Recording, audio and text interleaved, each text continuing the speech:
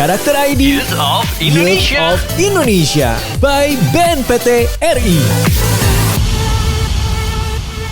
Halo semuanya, apa kabar? Kembali lagi di Youth of Indonesia Podcast. Dan di 2 episode sebelumnya ada rekan gua, ada Mas Rani dan juga Mas Popo. Tapi kali ini ada bersama saya Tio Prasetyo Utomo yang akan menjadi host di podcast Youth of Indonesia kali ini. Dan seperti biasa, di segmen pertama saya nggak sendirian karena udah ada 2 teman saya dari BNPT dan juga FKPT. Ini yang pertama ada Mas Rano Esti Liling MH, Sekretaris FKPT Kalimantan Utara di sebelah kanan saya. Dan di sebelah kiri saya ada Mbak Nilam Ayuning Tias, SPSI MM. Ini subkoordinator pemulihan korban aksi terorisme ya, Mbak. Betul. Nah, sebelum gue ngobrol sama Mas Rano dulu, gue ngobrol sama Mbak Nilam dikit deh. Ini pasti banyak yang mau bertanya nih, Mbak. Subkoordinator pemulihan korban tuh ngapain sih, Mbak? Ini pasti orang berpikir kayak tadi pas off air saya bertanya bahwa ini pasti karena korbannya misalkan gue terpapar paham radikalisme, tapi ternyata tadi Mbak Nilam memiliki jawaban yang menarik sekali. Coba, Mbak. Oke. Jadi kalau kita memahami terorisme, kita harus memahami dari awal sampai akhir. Betul. Which is berarti kalau kita memahaminya dari ranah umum ketika seseorang mulai terpapar. Lalu orangnya sudah mulai terkooptasi. Nah, itu ada lagi ranahnya. Lalu mereka sudah mulai engage pada aksi terorisme. Nah, ketika mereka sudah engage dalam aksi terorisme, ketika mereka melakukan aksi amalia, ada korbannya. Nah, yang korbannya ini yang aku urusin. Nah, itulah kenapa ada yang namanya kedeputian kita. Salah satu kedeputian BNPT kan deputinya ada 3 ya. Nah, 1 kesesamaan utama, sekretariat utama. Nah, yang deputi 1 itu bidang pencegahan, perlindungan dan deradikalisasi. Yang kedua itu penindakan dan pembinaan kemampuan. Betul. Yang ketiga itu kerjasama internasional. Oke. Nah, yang pertama itu pencegahan, perlindungan dan deradikalisasi. Pencegahan megang ranah pencegahan. Waktu yang awal-awal nih, Betul. yang megang nih buat teman-teman yang buat pemuda, paham. yang buat Iya. anak-anak segala macam ya. Yang jangan sampai lah kita cegah jangan sampai mereka masuk kena terpapar jaringan radikal terorisme. Yes. Lalu ada yang perlindungan. Nah, di perlindungan ini gimana kita melindungi objek vital kita, melindungi ranah-ranah pemerintahan seperti apa. Lalu aku juga nih pemulihan korban aksi terorisme itu di perlindungan. Nah, ada yang satu lagi deradikalisasi. Ini yang ngehandle rekan-rekan kita, kita nyebutnya rekan ya, karena mereka juga sudah sebagian yang kita bina, gitu. Ini berarti kayak pelaku. Pembinaan, pembinaan bagi para pelaku. Pembinaan itu di mana? Balik lagi semuanya itu dilakukan sesuai stage, baik dari dalam lapas hingga luar lapas. Jadi makanya di deradikalisasi itu ada derat dalam lapas, derat luar lapas. Dalam lapas buat mereka pelaku udah ketangkep nih masuk, kita bina. Paham mereka biar dari yang tadinya radikal sampai akhirnya kita tuh punya klasternya ya, merah, kuning, hijau, ibarat kata kasarnya kayak seperti itu. Nah, yang kita harapkan tuh udah mereka hijau, balik lagi ke NKRI. Itulah tugas-tugasnya nih dari deradikalisasi. Banyak ya. Banyak. Panjang gitu, ya. Panjang kan kalau diomongin bisa sampai sore. Betul sekali. Dan itu tadi dari Mbak Nilam. Tapi kalau ngomongin dari FKPT kan kita tahu FKPT ini pencegahan. Mas Rano sendiri dari Kalimantan Utara, di mana Kalimantan Utara kita tahu juga sebenarnya dulu adalah Kalimantan Timur, Mas ya.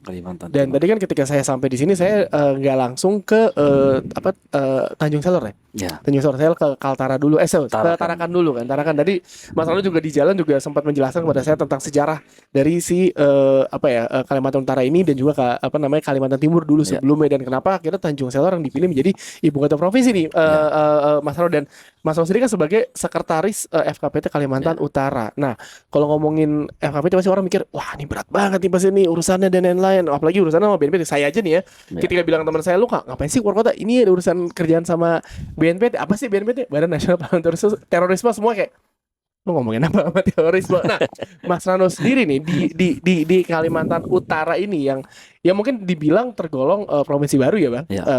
Kita sendiri tahu bagaimana penyebaran terorisme itu kan di seluruh Indonesia emang masif banget ya. Kita ingat berapa puluh tahun dan tahun-tahun sebelumnya tuh penyebaran paham radikalisme sangat-sangat tinggi di Indonesia. Ya. Tapi gimana sih caranya sih apa ya kita bisa bilang peran FKPT setempat dalam memberikan pemahaman mengenai ancaman terorisme dan radikalisme yang untuk nih khususnya anak muda deh di Kalimantan Utara ini. Ya, baik, terima kasih Mas Tio. Pertama kami permohonan maaf dari Pak Ketua FKPT Aman. yang seharusnya bersama dengan kita pada sore hari ini dan ditugaskan kepada kami selaku Sekretaris FKPT. Jadi terkait dengan peran dan fungsi FKPT, sebagaimana kita ketahui bersama, jadi kami bekerja berdasarkan peraturan Kepala BNPT bahwa kami adalah FKPT ini adalah kepanjangan tangan dari BNPT khususnya dalam subdit pemberdayaan masyarakat.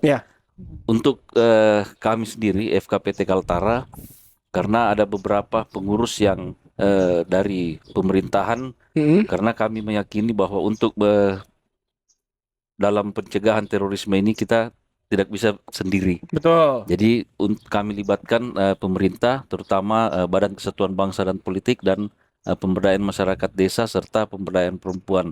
Jadi kegiatan-kegiatan yang selama ini kami lakukan dalam tahapan sosialisasi ke perbatasan karena untuk perkembangan terorisme. Oh iya benar. Yang di Kalimantan Utara langsung ke Malaysia berarti. Ke Malaysia karena contoh kasus kemarin yang kasus bom Samarinda. Betul. Itu pelakunya kan sempat nongol di Nunukan, salah satu kabupaten di Kalimantan Utara. Sempat bahas ya, kalau mau ke Malaysia Nunukan dulu ya. Nunukan dulu. Jadi ada 5 kabupaten kota di Kalimantan Utara.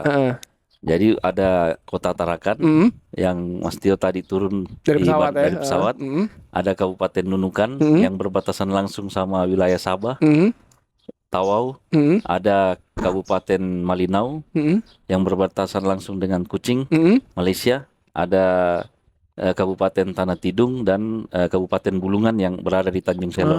Jadi Tanjung Selor ini kecamatan. Jadi ibu kota provinsi Kaltara ini ya Kecamatan Tanjung Selor.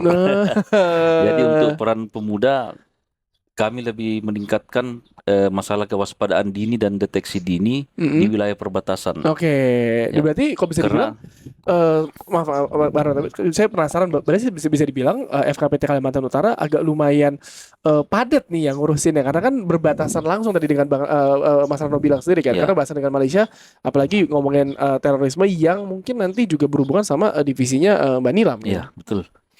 Karena kami sendiri kalau untuk kasus yang ada, terutama untuk data Napiter ya, Napiter ya memang ada penambahan yang awalnya 1 di Kabupaten Tanah Tidung, saat ini tambahan 2 ada di Tarakan dan di Bulungan sendiri. Kemarin baru keluar dan itu dijemput sendiri oleh FKPT. Nah itu mereka itu kasusnya apa nih Mas Rano? Kasusnya maksudnya apa yang mereka lakukan lah sampai akhirnya menjadi hal seperti itulah, teror itu, radikalisme itulah. Iya, jadi berbeda kasus. Jadi ada 3 Napiter yang ada di Kaltara, kasusnya beda-beda ini pasti. Yang buat Mas Rano sendiri yang mungkin dari 3 itu yang Mas Rano kayak berbeda dari yang lain lah kasusnya ini. Ya, atau semua seragam nih Mas Rano. Jadi yang terakhir ini yang kami sempat sayangkan karena beberapa bulan sebelum kejadian dirangkul sama pemerintah daerah termasuk dari pemerintah provinsi. Kami sempat bersama untuk berjalan di wilayah-wilayah provinsi, khususnya di daerah perbatasan, dan kami tidak menyangka ternyata 1 tahun kemudian tertangkap di Jawa Barat. Oh jauh ya. Nah, ini berarti kalau jadi ini yang sangat ini agak PR kami tidak percaya. Ini di Mas Rano sendiri bilang dari Kalimantan Utara tiba di Jawa Barat. Nah kalau kayak gini koordinasinya kayak gimana nih Mbak Nilam? Nah sebenarnya kalau koordinasi itu BNPT itu kan sebenarnya kerjasamanya sama semua stakeholders ya Mas. Nah kalau misalnya pengamanan daerah perbatasan itu ada di Direktorat Pencegahan. Sebentar itu kalau misalkan yang saya penasaran Mbak ya, ini saya penasaran, saya mungkin mewakili warga-warga yang penasaran bahwa ini penampakan orang-orang BNPT yang nangkap itu pasti kan kayak warga sekitar dong, kayak kita nih. Saya kan nggak tahu. BNPT tuh nggak nangkap. Oh iya, yang nangkap polisi atau enggak ini ya? Densus kan. Nah, tapi BNPT itu berarti memberikan info dia di mana. BNPT adalah badan koordinasi. Which is kita bisa menggerakkan semua kementerian lembaga yang ada. Oh, powerful ya. Ya, koordinator. Jadi di dalam BNPT itu ada siapa aja, ada TNI, Polri, Sipil, semuanya ada, Densus ada, ini ada gitu. Jadi kita koordinasinya ke semua lini. Jadi kalau misalnya di perbatasan juga ada yang yang memantau daerah perbatasan sendiri. Nanti itu dipantau lagi nanti sama Densus. Nah, kan negara kita nih menjawab semua pertanyaan warga BNPT tidak menangkap ya. Dia yang nangkap Densus 88. Yang perlu diketahui adalah negara kita itu punya dua pendekatan sebenarnya. Yang itu jadi kita bisa tahu kalau misalnya ada ledakan jangan ditanya BNPT yang mana gitu. Iya, jadi karena kalau misalnya peledakan itu yang nangkap ya Densus gitu. Tapi ya BNPT ada di ranah-ranah lain-lain. Koordinator. Karena dia sebagai koordinator. Negara kita punya soft approach, hard approach. Hard approach itu pendekatan keras, itu yang menjalankan Polri, TNI, yang nangkep lah gitu. Tindakan lah. Nah, soft approach itu yang melakukan BNPT. Jadi berarti kan kayak tadi Mas Arno bilang sendiri di Kalimantan Utara tiba-tiba ketangkap di Jawa Barat gitu kan. Nah, itu kan sangat jauh banget, lokasinya udah beda pulau. Beda pulau, beda provinsi, beda kota pula. Nah, ketika itu kejadian, itu akhirnya koordinasi gimana tuh Mas Arno? Untuk kayak ini mereka aja dulu di Kalimantan Utara nih dan lain-lain. Saya pasti kan saya nggak kebayang lah itu untuk layernya pasti banyak banget untuk kasih tahu semuanya kan. Itu pasti ribetnya setengah mati bagi orang awam kayak saya nih gitu Mas Arno. Iya, jadi terus terang kami sendiri nanti pada saat mau bebas baru kami tahu pada saat mau bebas. Oh gitu? Iya, pada saat mau bebas. Jadi karena selama ini memang begitu kita undang untuk beberapa kegiatan yang bersangkutan memang sudah tidak pernah kelihatan lagi di menghilang ya? Iya, tapi kami kira mungkin merantau atau apa. Ternyata dia merantau ke Jawa Barat. Mungkin mencari hal baru kali ya. Karena ex napiter ini kan sebenarnya erat sekali dengan yang namanya stigmatisasi kan. Iya, itu yang kasihan sih. Nah, yang kasihan itu kalau misalnya ex napiter itu dia terkena stigmatisasi, makanya seringkali mereka ganti nama, mereka berubah sebisa mungkin. Karena gitu kan? saya mau bertanya mungkin agak sedikit terhormat, misalnya Mas Hato atau Mbak Dina bisa menjawab sendiri kan, pelaku terorisme radikalisme itu kan banyak banget ya. Sebenarnya kita nggak tahu ada di mana kan. Bisa jadi di sekeliling kita tuh ada tuh orangnya, gitu ya kan, nggak tahu. Nah itu gimana caranya sih kalian itu mengendus bahwa wah ini dia nih pelakunya nih. Itu cara gimana sih, atau itu rahasia dapur? Nggak boleh kasih tau ke warga nih. Sebenarnya nggak rahasia dapur banget. Sebenarnya kita bisa menggunakan insting kita. Sebenarnya kita menggunakan insting kita. Nah itu dalam ranah pencegahan tuh kerjasama masyarakat itu apalagi dengan adanya FKPT kan. Dengan adanya FKPT, kesatuan masyarakat itu penting banget. Jadi sebenarnya kita saling, kalau di lingkungan tuh saling awas mengawasi. Itu dia. Nah itu dia. Jadi ketika di lingkungan kita sudah mulai ada yang berubah, nggak melulu ya namanya teroris itu kelihatan pakai cadar, celananya cungkring gitu. Ada juga yang kelihatannya tampilannya biasa aja tapi tiba-tiba jeder gitu kan. Teroris cinta juga ada tuh. Sering terjadi di anak muda zaman sekarang, bukan teroris cinta. Kan tuh Mbak, gitu Mbak. Apa tuh? Itu bisa ditindak nggak Mbak? Apa tuh? Teroris cinta Mbak. Teroris cinta. Kasihan tuh anak-anak zaman sekarang Mbak. Jangan ke BNPT tapi. Enggak. Kayaknya itu ke Kementerian Galau. Ini berarti kan FKPT dengan BNPT ini bekerja terus berkatan dari kayak tahun lalu saya ikut tanggal BNPT juga melihat bagaimana emang koordinasinya emang bikin acara koordinasi juga sat-sat apalagi untuk memberikan info-info terkini tentang radikalisme yang ada di sekitar. Nah, kalau terakhir nih ngomongin tugas FKPT, maksudnya kita bisa bilang bahwa ada nggak sih yang mungkin FKPT ingin memberikan Kalimantan Utara khususnya memberikan pesan kepada para anak-anak muda nih khususnya di Kalimantan Utara yang sedang menonton podcast ini nih, Mas Rano, ada nggak misalnya kayak kalian kamu jangan aneh-aneh gitu. Nah itu nggak mungkin. Sih aneh sekali ya. Saya tuh suka grogi loh ketemu orang-orang BNPT FKP. Saya tuh takut ditangkap masalahnya. Jadi begini Mas Tio, kalau pendekatan yang kita pakai, apalagi melihat dengan perkembangan yang ada di Kaltara. Jadi anak muda di Kaltara ini hampir sekitar 20 sampai 30%. Jadi kalau selama ini kita pendekatannya itu yang pendekatan bersahabat kepada semua anak-anak muda. Jadi tidak bisa kita katakan seperti yang Mas Tio sampaikan tadi bahwa kalian harus begini-gini. Nggak bisa anak muda sekarang beda. Betul, harus dirangkul. Semakin kita preventif, semakin menjauh. Betul, saya setuju. Jadi ada beberapa kali pertemuan ya, bekerja sama juga dengan Gaswil di Kaltara. Jadi kita buat acara itu lebih ke warung kopi. Sambil ngopi. Saya suka tuh Pak gitu. Malam hari. Ngopi malam hari nggak bisa tidur dong Pak. Gitu, siang hari bisa. Sore hari kayak gini kita nih. Masih panas kalau siang. Iya. Saya ingat ada. Ini kayak kita nih di pekarangan SMA 1 ya. Ya, nih SMA 1 ya. Tanjung Selor. Bagus ini sekolahnya besar ya kan. Nah, berarti caranya seperti itu sekarang ya. Nge-approach-nya ngajak ngobrol, diskusi. Ngobrol santai aja. Ngajak mabar enggak?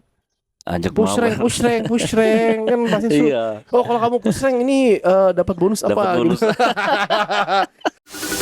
Karakter ID Youth of Indonesia by BNPT RI. Masih di Youth of Indonesia bersama saya Tio Tomo, dan kali ini narasumbernya sudah berubah. Kali ini di kiri saya udah ada Mas Ezra. Apa kabar Mas Ezra? Selamat sore, masih di pekarangan halaman dari SMA 1 SMA 1 Tanjung Selor. Dan gue gak sendiri karena kali ini gue ditemani oleh co-host saya. Ini ada Muammar. Halo Muammar. Dia warlock nih ya. Warga Kaltara. Nah Muammar mungkin bisa jelasin sedikit kok lu bisa akhirnya jadi co-host dan ikut di acara BNPT apa tahun ini ya, Youth of Indonesia, Muammar. Sedikit aja ke warga nih. Oke, karena saya diundang itu karena pemenang kemarin Bang. Betul. Waktu kegiatan BNPT di Kalimantan Utara di Swiss. Waktu itu kami disuruh untuk buat podcast. Dan saya buat podcast bingung awalnya pengen bikin podcast apa. Jadi saya bikin podcast horor. Karena kan lagi tren tuh podcast horor kan. Makanya bikin horor Kalimantan Utara. Jadi bikinnya itu dan alhamdulillah menang. Dipilih. Dan akhirnya menemani gua di 2 segmen terakhir untuk berbincang-bincang dengan Ezra dan juga nanti pemenang dari Youth of Indonesia ya. Oke. Nah, kita bisa ngobrol pertama sama Ezra nih. Kalau ngomongin Ezra sendiri siapa sih gak kenal? Lu mepetan sindrom jauh-jauh. Kita jauh ya? Sorry. Gitu. Mohon maaf. Ini karena kalau ini kan kita lagi ngomongin tentang kegiatan yang akan dilakukan ya Youth of Indonesia itu sendiri kan. Yeah. Karena tahun lalu kan sebenarnya kegiatan beda kan. Tahun lalu kegiatannya beda. Jadi lo tahun ini tuh berarti kegiatan ngapain sih? Tahun ini kegiatannya Youth of Indonesia itu jadi kurang lebih ada podcastnya juga nih. Sekarang kan seperti kita membahas yang akan kita bahas nih. Betul. Hari ini. Lalu di esokan harinya itu kita akan ada pagelaran budaya kayak Indonesia Got Talent gitu ya. Oh iya. Cuman di setiap provinsi nantinya. Lu bakal komen aku sih yes gitu. Kalau aku komen gitu enggak? Aku sih yes. Gimana kalau Mas Muammar gitu? Mungkin kita besok boleh begitu. Saya juga mau gitu. Gue juga pengen banget. Kayaknya komentar tergantung ya. Nah kalau misalkan ngomongin apa namanya peranan seni budaya dan kearifan lokal dalam kita ini acara Badan Nasional Penanggulangan Terorisme kan. Yeah. Dan gue baru tahu ternyata BNPT itu nggak nangkap orang ya. Baru tahu kan lo? Ya. Gue nggak tahu. Nggak nangkap orang kan? Kenapa bukannya kayak gitu? Menjawab semua pertanyaan warga. Lo bener orang nggak ya kan? Karena yang nangkap ya tetap Densus 88. Ini kan soft approach. Soft approach. Mar, menurut lo lu kalau mau nanya Ezra nggak apa-apa ya. Tapi gue mau nanya sama lo dulu nih. Misalnya ngomongin soal kearifan lokal, apa sih yang ngebuat lo kayak di Kalimantan Utara tuh ternyata budaya lokalnya tuh yang paling menonjol tuh ini gitu. Ada nggak sih yang menurut lo kayak wah nih di Kalimantan Utara nih kayak ini dia nih. Oke, kalau di Kalimantan Utara itu Bang, dia budayanya mirip-mirip kayak Melayu. Kayak Melayu. Ya, kayak Melayu. Jadi kita ada tariannya juga. Di sini ada beberapa suku Bang, lokal ada Tidung dan Dayak. Dulu Tidung dan Dayak ini sebenarnya sama katanya. Cuman Tidung itu masuk pengaruh agama Islam sehingga kemudian budayanya mengikut kepada budaya-budaya Islam. Nah, tarian-tariannya juga apa sih? Nah, saya lupa nama tariannya. Jepin ya, Jepin juga. Nah, itu tarian khas Tidung. Kalau di Dayak sendiri tuh ada tarian yang merepresentasikan burung-burungan khas Kalimantan Utara. Nah, kalau misalnya budaya tadi, tarian ada. Terus kalau paling ya kayak biasa-biasa budaya di Indonesia juga sih Bang. Kita banyak budaya nikah juga, ada beberapa gaya. Kemudian kalau baju-bajuan khas, ada baju khas untuk rakyat tinggi, rakyat tengah, rakyat bawah ya ada juga di Kalimantan Utara. Oh gitu. Tapi kalau lo sendiri ini dari mana? Dari budaya mana? Kalau lo pribadi? Kalau saya, keluarga dan lo sendiri. maksudnya suku. Oh, saya Makassar sebenarnya Bang. Oh tapi merantau ke sini keluarga. Sini. Oh pantes. Makassar. Apa lu ngomong apa Makassar? Ngomong apa? Enggak. Ini kan merantau. Tapi sebenarnya kalau lo ngelihat dari kegiatan-kegiatan ini kan masih orang mikirnya kayak kenapa sih seni budaya orang tuh nggak banyak yang tahu bahwa kalau BNPT itu membuat acara seperti ini kan merangkul pemuda-pemuda untuk mencegah paham radikalisme tapi dengan cara seni dan budaya. Menurut lo pernah kebayang gak sih ketika lo dulu belajar atau nggak lo tahu tentang BNPT ternyata mereka memiliki program ini? Pas awal, jujur gue nggak expect BNPT ternyata ada program yang ada seni budayanya juga dan seni budayanya tuh apa hubungannya gitu? Apa korelasinya sama penanggulangan terorisme gitu? Ternyata secara waktu sejalannya waktu ini gue belajar juga ternyata BNPT ini memiliki soft approach di mana seni budaya itu sebenarnya bisa istilahnya banyak perbedaan-perbedaan yang ternyata kita bisa jadi saling menghargai, saling menghormati juga. Dan apa yang ditampilkan kan kita ngomongin Indonesia ya. Budayanya kan beda-beda banget ya, banyak banget kan, beragam banget. Nah, dari situ juga kita belajar bahwa dengan budaya yang banyak ini sebenarnya dengan perbedaan yang banyak itu bukan satu ancaman sebenarnya, tapi di satu sisi malah justru semakin banyak kita punya perspektif budaya yang ini dia punya nilai positif ini, kita bisa ambil apa ya di ambil sini juga ya. ambil positifnya gitu. Aku mau nanya nih Bang, karena kita bicara tentang budaya dan radikalisme, ini kan sebenarnya kalau kami anak pemuda-pemuda itu bingung, emang sangkut pautnya budaya dengan radikalisme ini apa? Dan kenapa kemudian BNPT harus melakukan kegiatan yang berkaitan dengan budaya ini? Dan mungkin Abang bisa kasih pandangan nih, budaya dan terorisme mengenanya di mana tuh? Nah, sebagai dosen di dua Universitas ternama di Indonesia, itu sebuah pertanyaan yang cocok ditanyakan kepada Ezra dibandingkan kepada saya. Silakan Bapak Ezra, silakan. Terima kasih atas pertanyaannya, Bapak Muammar. Mohon izin saya menjawab. Jadi kalau dari pemikiranku, itu budaya itu sama terorisme itu korelasinya itu lebih ke ketika kita paham budaya, kita sebagai pemuda paham budaya, di mana budaya kita ini di satu Indonesia ini pasti budaya yang kita miliki dari setiap daerah pasti punya nilai-nilai positif kan. Nah, dari situ sebenarnya semakin kita tahu budaya dari masing-masing daerah, itu pun juga membentuk karakter kita sendiri, di mana kita nggak punya fondasi yang kuat untuk melihat pengaruh negatif dari luar tuh ini nggak masuk nih di budaya gue nih, ini kayaknya bukan gue nih, ini refleks nih nggak masuk nih gitu kan. Nah, salah satunya itu, dan itu budaya nggak cuman banyak ragamnya, ada musik, ada tari, ada ya musik pun juga bukan berarti musik yang tradisional doang gitu ya, even ngeband terus main piano, main gitar, gonjrengan gitu, ngamen segala macam. Itu kan ada juga yang bilang anak band konotasinya negatif nih, pasti gimana gitu. Enggak juga. Sebenarnya dengan ngeband, dengan kita intinya berbudaya tuh berkegiatan positif, tapi dengan medianya entah musik, entah tari, entah apapun itu, yang mana dari apa yang kita lakukan sebenarnya kita kan berinteraksi sosial juga sama banyak orang. Oke. Ketika kita berinteraksi sama banyak orang, itu meminimalisir kita punya paham yang istilahnya kita terkungkung di satu, ya kita taunya ini doang, terus tiba-tiba ada paham radikalisme masuk, terus kayak oh ini kayaknya bener nih. Doktrinnya ketika kita banyak melakukan kegiatan positif, kita berbudaya, itu kan kita banyak ketemu sama banyak orang, kita belajar juga, oh ternyata ada orang yang begini ya. Membuka wawasan kita bahwa kayak yang lo pelajarin gak cuma satu hal doang, ada banyak hal. Jadi kayak, karena ada beberapa temen gue ingat yang zaman dulu ketika lo sekolah tuh ada salah satu aliran yang memaksa lo memaksa lo kayak untuk mengikuti aliran mereka gitu. Ada kan dengan ada bahkan ada teman gue sampai yang kabur dari keluarganya sampai akhirnya balik lagi. Jadi memang ya itu kan karena mungkin dia didoktrin dari awal kan. Mungkin dia percaya dengan hal itu, tapi mungkin dia tidak bertanya kepada teman-temannya ataupun mengikuti kegiatan kayak seperti kebudayaan yang kita lakukan di Youth of Indonesia gitu kan. Jadi menurut gue ya kenapa ada seni dan budaya di BNPT dalam gue nambahin aja ya, dalam menahan paham radikalisme, ya mungkin salah satunya dengan caranya itu sih gitu. Dan itu cukup soft sih menurut gue pribadi juga, karena dari kebetulan ini tahun ketiga ikut di acara BNPT. Kalau yang tahun lalu dan 2 tahun lalu itu kita programnya bukan Youth of Indonesia tapi Asik Bang. Aksi musik anak bangsa. Jadi khusus musik. Kita lomba musik 10 peserta gitu setiap provinsi, dan mereka bawain satu lagu wajib lagu Indonesia, satu lagi bebas, terserah mereka berekspresi lah.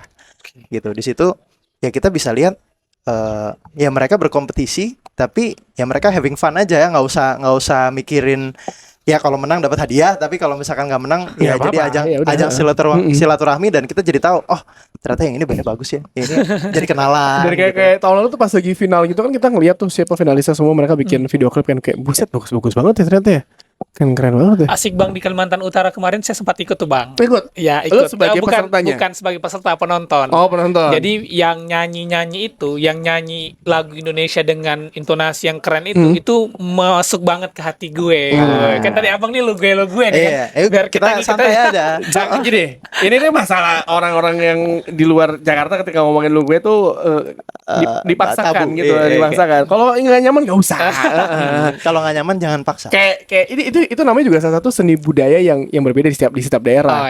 Nih kayak misalkan gue kan misalnya gue lahir di Jakarta, tapi gue besar rumah gue tuh di daerah Tangerang namanya Ciledug. Lo tau gak perbedaan sana sama sono? Sama aja. Beda. Oh ya? Beda. Di Ciledug beda. Ini perbedaan nih. Sana misalnya gini, Bang, rumahnya Ezra di mana? Nah di sana ada belokan kiri. Nah di sonoan lagi lebih jauh. Oh. Ya, sono tuh lebih jauh dikit dari sana. Lebih jauh dari sana. Kalau Sunu nggak beda dong, nggak ada. Sana sini Sunu nggak ada. Sene. Kalau itu ngobrolnya jauh. Lu bayangin beda daerah berapa meter doang, berapa kilo itu udah beda. Sana gitu. sama sono tuh berbeda. Beda. Kayak misalnya gini, lo main Tak Benteng, apa? Yang Tak Benteng. Batu Tujuh. Oh, oke, tahu. Batu Tujuh. Nah, setiap daerah tuh beda-beda peraturannya. Oh, iya, benar. Jadi emang beda. Kayak sesimpel lu main bola nih dulu pakai, sebelum ada lapangan futsal mahal-mahal itu ya, lu kan main pakai sendal. Nentuin tiang gawangnya gimana? Pakai sendal. Setiap daerah beda-beda kan? Iya, benar. Nah, itu seni budaya yang mungkin orang tidak mereka sadari bahwa ternyata ini ya. Berarti budaya tuh Bang nggak melulu tentang seni doang. Ya kan? Budaya itu bagaimana kehidupan sosial masyarakat itu juga disebut dengan budaya. Gitu. Justru dengan ini kita bisa menghargai perbedaan. Betul. Sehingga kalau ada paham yang kemudian tidak sesuai dengan budaya kita bisa bentengin tadi kan. Bisa kita filter. Ya, gitu. Masuk pembahasannya Bang ya. Saatnya nih Muhammad. Masuk. Ya, Muhammad nggak pakai MK. Semakin menarik obrolan kita, tapi sebelum gua tutup mungkin buat besok Ezra ataupun Muammar, mungkin Ezra sendiri. Ezra udah ada bocoran nggak sih pesertanya siapa aja yang akan ikut di Youth of Indonesia di Kalimantan Utara ini? Tadi pesertanya baru mau technical meeting. Oh, baru meeting ya? Jadi saya masih belum ada bayangan sejujurnya. Cuman ya kurang lebih sebenarnya yang setelah ini ada technical meeting, harusnya kebayang kurang lebih pesertanya seperti apa. Dan hopefully seru lah, beragam lah. Beragam. Nah, gimana, siapa pesertanya, gimana acaranya, kita saksikan setelah ini. Tapi besok kita akan melihat Muammar ini wawancara para peserta. Mampus lu, gue tembak. Oh, serius? Oh, gak apa-apa. Karakter ID Youth of Indonesia by BNPT RI.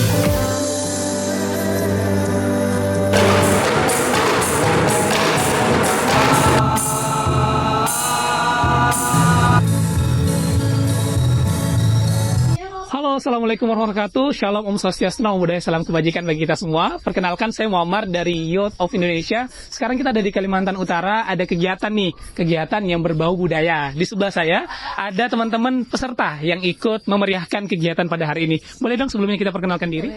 Halo, saya Cinta dari SMA Negeri 1 Tanjung Selor. Saya juga Jovan dari SMA Negeri Tanjung Selor. Oke, Cinta dan Jovan. Oke, Cinta dan Jovan tadi boleh dong dikasih tau ke kami tadi nampilin apa aja pas di dalam.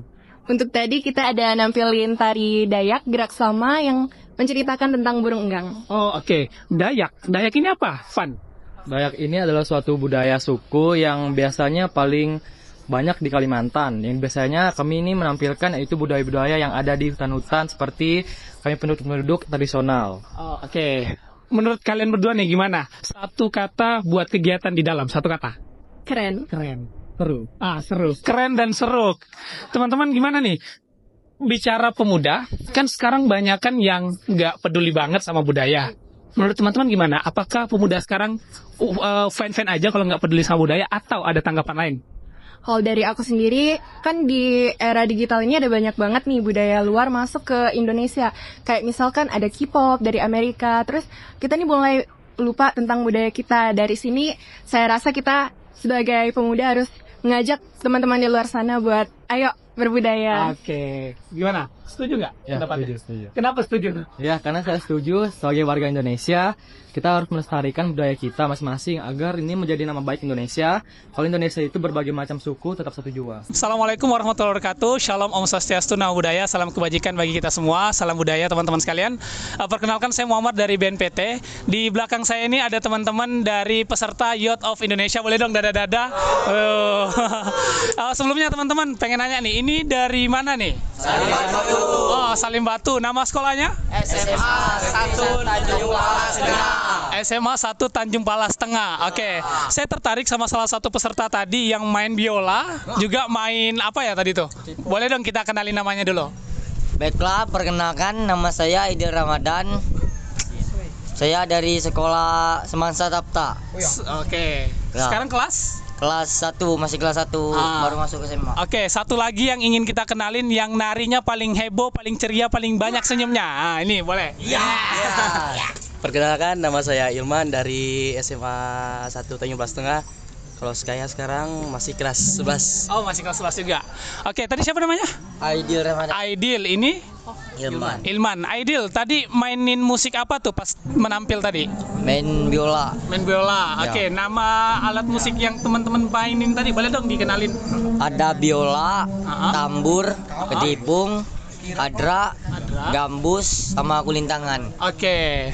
Ini apa namanya nih? Ini gambus. Gambus. Ini berasal dari mana nih? Kurang tahu. Oke, kalau kamu tadi nari suku apa sih? Nari suku apa sih tadi? Itu dari kebiasaan kita di Salim Batu. Kan kalau gerak dasar kita tuh kan kayak langkah jepin. Jadi itulah judulnya tuh tari amang-amang. Tari amang-amang dari suku Tidung. Suku Tidung ini suku apa nih? Suku Tidung ini. Boleh ada yang mau tahu bicara? Merupakan suku asli Kalimantan Utara ya? Ya, mayoritasnya bisa dibilang Oke, Salim Batu itu salah satu, ini fun fact untuk kita. Salim Batu itu merupakan salah satu desa tertua di Kalimantan Utara. Satu kata dong untuk buat kegiatan kali ini. Sukses, sukses, sukses. Oke. Selamat untuk SMA Agame Tanjung Selor.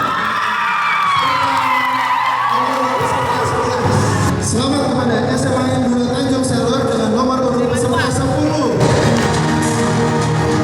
Jatuh kepada SMA 1 Tanjung Palas Tengah dengan nomor urut peserta 9. Terima kasih. Paham juga ya. Selamat ya. Selamat ya. Foto bersama dulu. Oke, agenda berikutnya kita foto bersama. Bisa. Ya itulah tadi akhir dari podcast Youth of Indonesia, podcast semi live blog di Kalimantan Utara, tepatnya di Tanjung Selor di SMA 1, tapi kita juga muter-muter ke kotanya.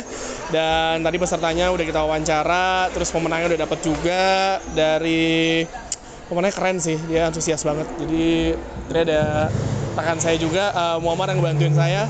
Terima kasih, sampai jumpa di episode podcast Youth of Indonesia selanjutnya bersama rekan saya yang lain. Bye-bye.